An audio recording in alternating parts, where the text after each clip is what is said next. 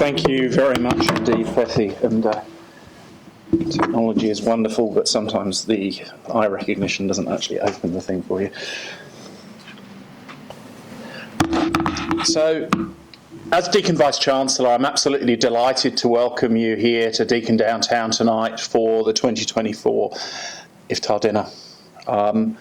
As Fethy said, tonight is probably more important than it's been for a long time to actually hold this reflective but very important conversation. We had a conversation, I think, probably 3 months ago or 2.5 months ago saying, should we go ahead? Is it the right time? Are we going to actually do something that matters, is constructive and positive?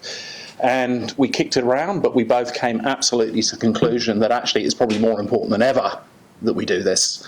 So I'm so pleased that all of you here have given up time to join us. And I hope, as Fethy said, that in a small way, what we do tonight can help with remembering why we are bound together with a very important shared humanity. So we're absolutely delighted to host this dinner in partnership with the Australian Intercultural Society, and that partnership is something that really matters to us. The tradition of Ramadan and Iftar, to break the fast, has been around for well over a millennium now, and it is an important part of a religion and a culture that speaks to a very, very significant proportion of the world's population. But we're here in Australia. What does it mean to us? Well, I think I want to start by acknowledging the fact that we're gathering on the lands of the Wurundjeri people. And as we think about shared humanity and shared history, it's an important point to reflect on that we as a university, we have a community, an absolute responsibility to tell the full and true history of Australia and to make sure that the Australia we build beyond now reflects that true history, but also reflects the migration pre-Federation and the migration that happened in the main during the middle part of the 20th century to build that new Australia. So when Fethy and I were talking about, we thought that tonight, thinking about a reflection on what it means to share humanity across communities, across religions, across the globe was probably the most appropriate thing that we could do. So I'm going to start with a little bit of a story. One of the great privileges of my role is that I've had the opportunity to work with people, I don't know from how many countries now, but it is a lot, travel widely. It gives you a unique and distinct perspective, and it enables you, in the roles that many of us have in the university world, to actually see partner cultures from different lenses. So, wind the clock back to the early part of the 21st century. We were not long past the Gulf War, and I'd been invited to Jordan, northern Jordan, by an ex-PhD student. And he invited me to go to dinner with some colleagues and some friends. And many of you won't know the geography of that area, many of you will. But Abid, and going north to the far end of Jordan, it's a beautiful part of the world. We were up on the top of a hill on one of the extraordinary nights you get there with not a cloud in the sky, stars everywhere. And as the sun was setting, you looked out, and to your left, you stared down into Galilee. In front of you was the Golan Heights. To the right of you was the road to Damascus. A little bit further to the right, you were heading into Iraq, and the signposts were into Iraq. Just over the hill was a Roman ruin, and just down the road was a Crusader fort. And I sat there and thought how much of the world's history, the world's struggles, the world's strife is within eyesight of me now, and what has happened on these lands over all that time. And we had an amazing academic conversation, and then we sat down for dinner. And this is the lesson I want to say. We had a couple of people who were Palestinian refugees. We had some colleagues from Jordan. We had an Iraqi. We had someone from Israel there. The conversation rapidly diverted away from anything that was eclectic, political, to my family, my children, the aspirations that I have for them, for my community, and what I want to do.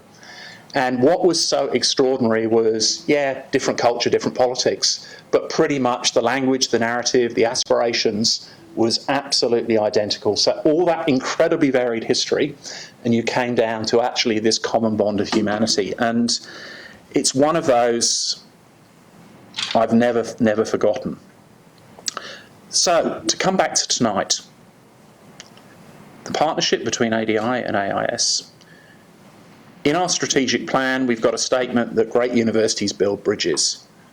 They strive for connection and broaden their understanding of diverse peoples and places. And I think that is inherent and above us, one of our key missions, to make sure that we do that and we do that well.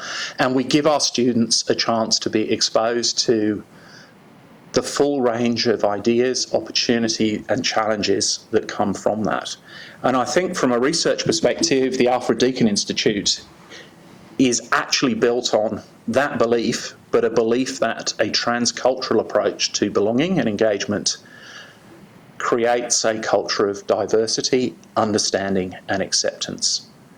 I think that notion of building bridges is so much of what we're about, whether it is bridges to the First Nations communities across Australia, whether it is to those parts of Melbourne and Victoria where income, life expectancy, living accommodation, living standards are incredibly low, or whether it is global, I don't think it matters. It is building those links.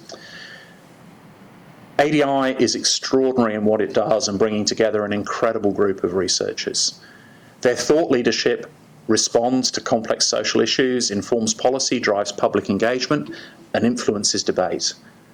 But above all, it relies on multi- and interdisciplinary methodologies and multi-level cross-sectoral collaboration. That partnership word, that understanding word keeps on coming through. We couldn't do what we do without partners, and the Australian Intercultural Society and so many others are key partners for that. So, as we come to tonight, we've got an extraordinary panel, and thank you to our 4 panel members for giving up time to be with us, talking about understanding and empathy and how we reconnect our shared humanity during crisis. That failure to recognise an inclusive we, which was brought home to me so strikingly in that night in Jordan, is evident, unfortunately, throughout history. The fraying of human connection within and across communities and our underlying decline that follows in social capital is responsible for so much of what we have to deal with. And even though all of us can't do a great deal individually, I think collectively we must, we can, we have to challenge ourselves. Universities have an absolutely key role in doing this, and I think it is really important we continue to do that. And we see it at Deakin as absolutely part of our social contract, not only to do that in Australia, but to reach out around the globe and bring those best minds into those deliberations so that we are learning from each other and deriving solutions, ideas, challenges that genuinely bring the best, the varied, to deliberation and action. Our communities here, in recent history, has seen Australia become home to people with roots in almost every country. I'm one of those. It's certainly made Australia stronger in many ways, but it's also exposed fault lines. And I think, again, how do we make sure that we learn from those strengths, bolster the fault lines and acknowledge the fault lines so that we're not trying to paper over them, we're actually saying we address, we deal with, we go forward. We've got lots and lots of international activity. We're growing that with campuses in India, campus in Bandung, and those campuses provide a pivot for what we want to do in nations that are close to us, nations that are a bit further away. Bringing that academic understanding, the importance of education and research together. Now, much of what ADI does is related to social science research, but there's another strand to what we do at Deakin, which is technology, and I don't think you can think about shared humanity without thinking about technology at the moment, not least AI. Because I think AI is actually challenging us ever more on actually what it means to be a human. And what does it mean to have the thought processes, the thinking, the understanding that we have? So I think our role is actually not just thinking about the social sciences, not just thinking about how we play with smart, exciting gadgets, but actually how we bring the two together, how we actually think about what technology tells us about being a human. Displaying my nerdy science fiction roots and teenage years, Philip K. Dick was the author who wrote Do Androids Dream of Electric Sheep, which many people won't know, but most people will know the film Blade Runner, and that was based on that book. And in 1972, he wrote words that could have been written in 2024. In a very real sense, our environment is becoming alive, or at least quasi-alive, and in ways specifically and fundamentally analogous to ourselves. This is where it gets interesting.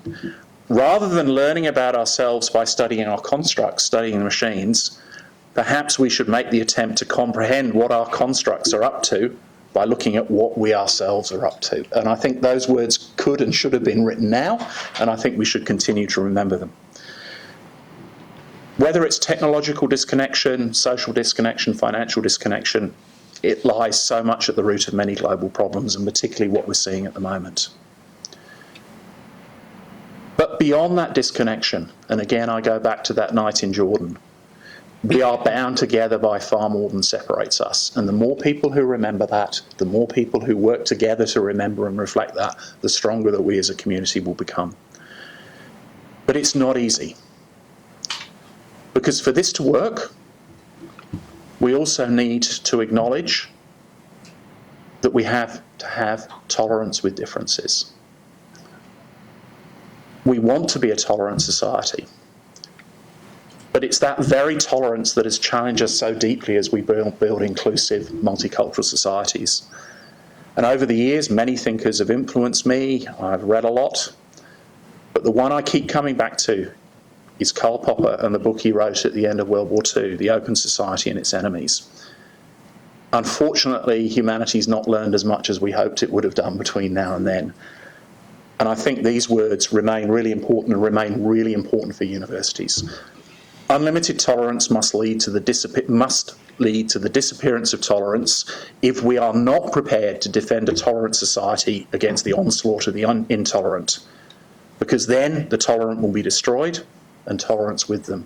So how we build that understanding, that democratic discourse that acknowledges differences, accepts differences, but builds on those in a way that is tolerant and accepting, we are all in trouble. So back to tonight. This dinner is part of building that sense of understanding, of tolerance, and knowing about our genuine shared humanity.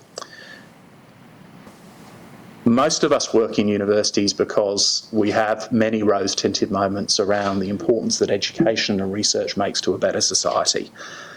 They're not really rose-tinted because it's true, but we just have to remind ourselves every now and again that it is true. So as we go into the meal tonight, I invite you to reflect and engage in the conversation around your tables. Enjoy what is a very special meal in special company. And I'm going to finish by misquoting the great Irish philosopher in honour of my Irish grandfather, Dave Allen. Thank you, have a great night, and may your God go with you.